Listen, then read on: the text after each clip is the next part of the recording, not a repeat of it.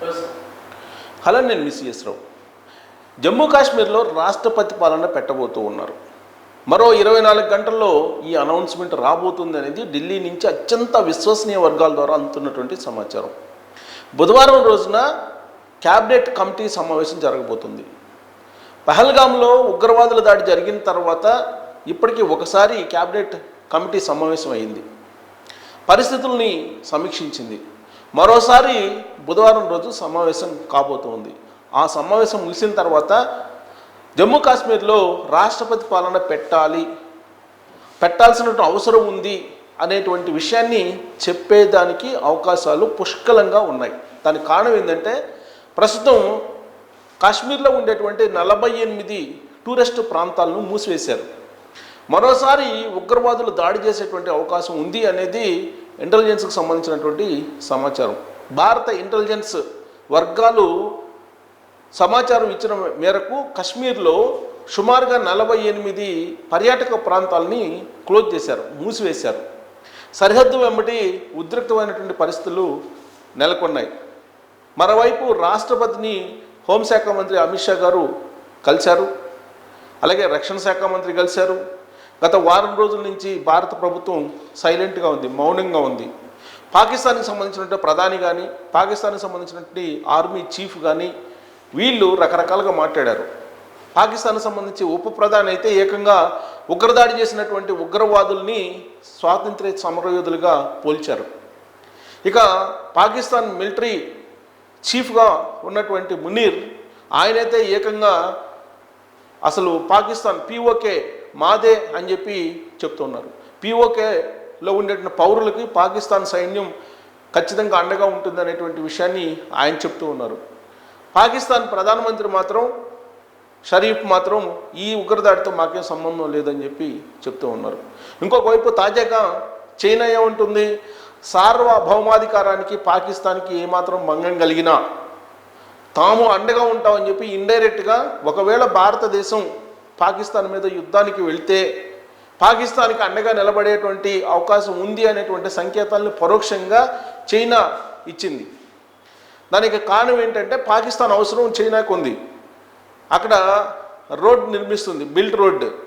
ఆ రోడ్ నిర్మిస్తుంది, ఓడరేవులు నిర్మిస్తూ ఉన్నారు. అక్కడ చైనాకి పాకిస్తాన్ అవసరం ఉంది. ఇంకొక వైపు తుర్కిస్తాన్కి సంబంధించినటువంటి విమానాలు పాకిస్తాన్కి ఇచ్చారు. తుర్కిస్తాన్ నుంచి ప్రత్యేకమైనటువంటి విమానాలు పాకిస్తాన్ సమకూర్చుకుంది. వైమానిక విన్యాసాలు చేస్తూ ఉన్నారు. పీఓకేలో ఉన్నటువంటి లాంచ్ ప్యాడ్లో ఉగ్రవాదులు నివసించేటువంటి, ఉగ్రవాదులు ఉండేటువంటి లాంచ్ ప్యాడ్లని ఖాళీ చేస్తున్నారు. ఆ ఖాళీ చేసి బంకర్లలోకి తరలిస్తూ ఉన్నారు భారత సైన్యమే ఉగ్రవాద స్థావరాలని. యాక్చువల్గా పీఓకేలో ఉండేటువంటి లాంచ్ ప్యాడ్లలోనే ఉగ్రవాదులు ఉంటూ ఉంటారు. అది కూడా పీఓకేని బేస్ చేసుకుని వీళ్ళందరూ ఉంటారు. ఆ పీఓకే నుంచి భారతదేశంలోకి ఎంటర్ అయ్యి భారతదేశంలో ఉగ్రదాడులు చేస్తూ ఉంటారు. వాటిని లాంచ్ ప్యాడ్లు అంటారు. ఉగ్రవాదులు ఉండేటువంటి లాంచ్ ప్యాడ్లని ఖాళీ చేసేసి బంకర్లలోకి వాళ్ళని తీసుకెళ్తున్నారు. భారత సైన్యం మోహరించింది కాబట్టి పాకిస్తాన్ సైన్యం. సో పాకిస్తాన్ సైన్యం ఇప్పుడు ఉగ్రవాదులను కాపాడేటువంటి ప్రయత్నం చేస్తూ ఉంది. పీఓకేలో ఉన్నటువంటి సుమారు 200 మంది ఉగ్రవాదుల్ని బంకర్లలోకి తరలించింది పాక్ సైన్యం అని చెప్పి ఇప్పుడు భారత ప్రభుత్వం చెప్తోంది. భారత సైన్యం కూడా గ్రహించింది. ఇంకొక వైపు సాంకేతికపరమైనటువంటి అంశాలను కూడా అత్యాధునికంగా ఉన్నటువంటివి సమకూర్చుకున్నారు ఉగ్రవాదులు. వాటిని ఉపయోగించి భారత శాటిలైట్స్ మీదనే దాడి చేసేటువంటి ప్రయత్నం కూడా చేస్తూ ఉంది. భారత సైన్యం ఏదైతే ఆధారపడి ఉందో ఉపగ్రహాలకు సంబంధించినటువంటి, శాటిలైట్కి సంబంధించినటువంటి సమాచారం, ఆ సమాచారాన్ని దెబ్బగొట్టేందుకు పాకిస్తాన్ సైన్యం ప్రయత్నం చేస్తూ ఉంది. అందుకు సంబంధించిన టెక్నాలజీని చైనా యాప్స్ నుంచి వాళ్ళు అడాప్ట్ చేసుకున్నారు. యాక్చువల్గా చైనా యాప్స్ అలాగే ఆఫ్ఘనిస్తాన్లో అమెరికా సైన్యం వదిలిపెట్టి వెళ్ళినటువంటి M4 రైఫిల్స్ వీటిని ఉగ్రవాదులు వాడుతూ ఉన్నారు. వాటిని సమకూర్చింది కూడా పాకిస్తాన్ సైన్యము అని చెప్పి తెలుస్తూ ఉంది.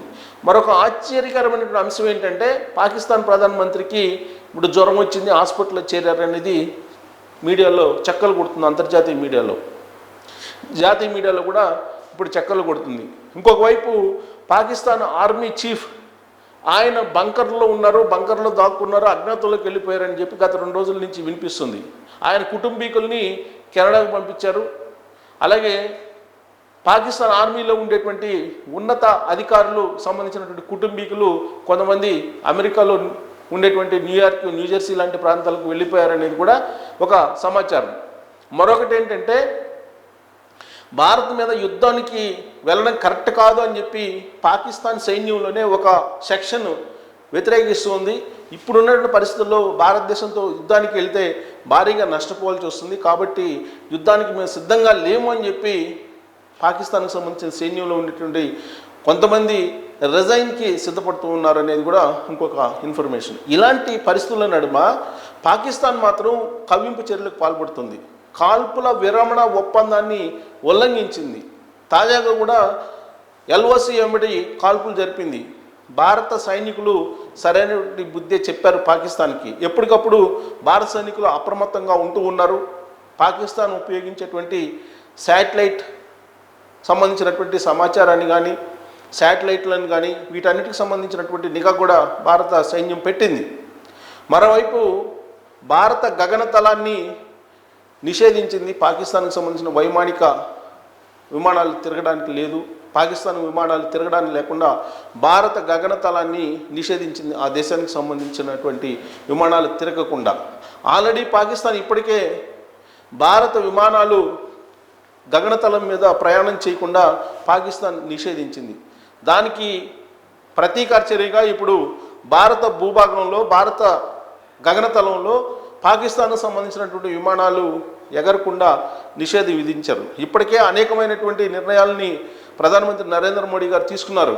సింధు నది జలాల్ని విడతల వారీగా నిలిపేసేటువంటి కార్యక్రమంతో పాటు భారత హైకమిషన్ కార్యాలయాన్ని ఖాళీ చేసి వెళ్ళిపోమనడం, అలాగే 48 అవర్స్లో మొత్తం పాకిస్తానీలు భారత్ నుంచి వెళ్ళిపోవాలనేటువంటి ఆదేశాలు జారీ చేయడం, ఇవన్నీ కూడా 28వ తారీఖు తోటి ముగిశాయి.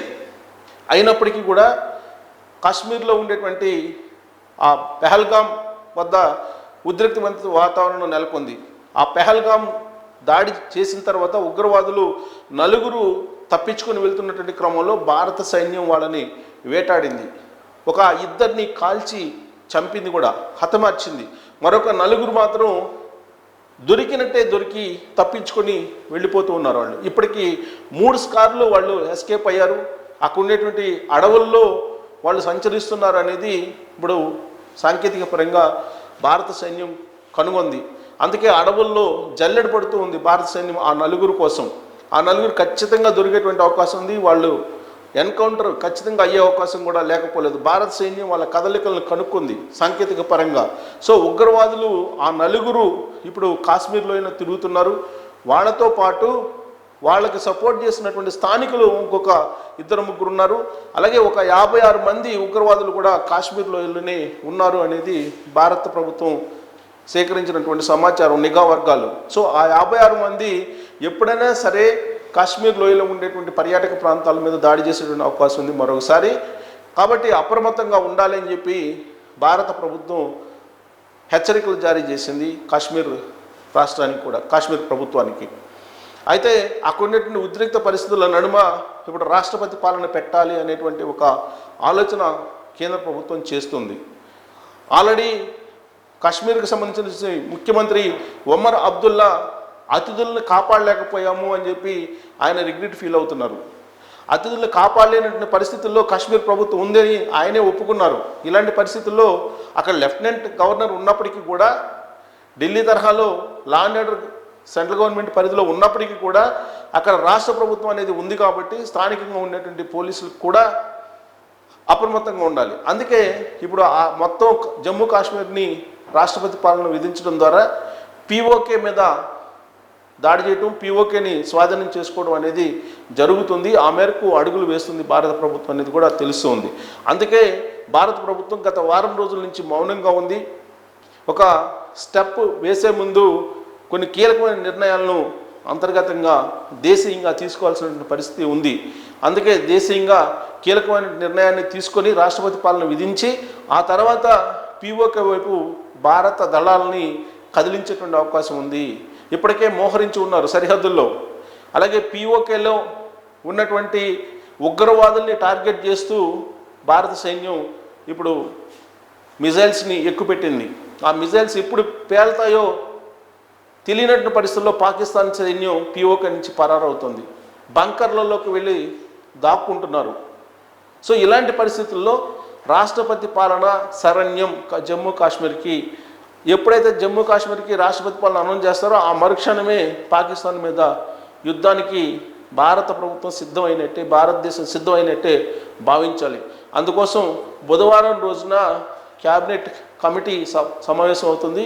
ఆ క్యాబినెట్ కమిటీ సమావేశం ముగిసిన తర్వాత కీలకమైనటువంటి ప్రకటనని నరేంద్ర మోడీ గారు అనౌన్స్ చేసేటువంటి అవకాశం ఉంది, లేదా రక్షణ శాఖ మంత్రి రాజ్నాథ్ సింగ్ గారు అనౌన్స్ చేసేటువంటి అవకాశం ఉంది. సో మరి కొన్ని గంటల్లోనే జమ్మూ కాశ్మీర్కి రాష్ట్రపతి పాలన అనేది రాబోతుందని చెప్పి విశ్వసనీయంగా ఢిల్లీ వర్గాల నుంచి అందుతున్నటువంటి సమాచారం. సో పీఓకేని లేదంటే జమ్మూ కాశ్మీర్లో ఉండేటువంటి శాంతి భద్రతల్ని కాపాడాలంటే రాష్ట్రపతి పాలనే శరణ్యమా? అలా కాకుండా పీఓకేని స్వాధీనం చేసుకోలేమా? జమ్మూ కాశ్మీర్లో రాష్ట్రపతి పాలన పెట్టకుండా యుద్ధానికి వెళ్ళలేనటువంటి పరిస్థితి నెలకొందా అనే దాని మీద మీరు కామెంట్ చేయొచ్చు. Thank you.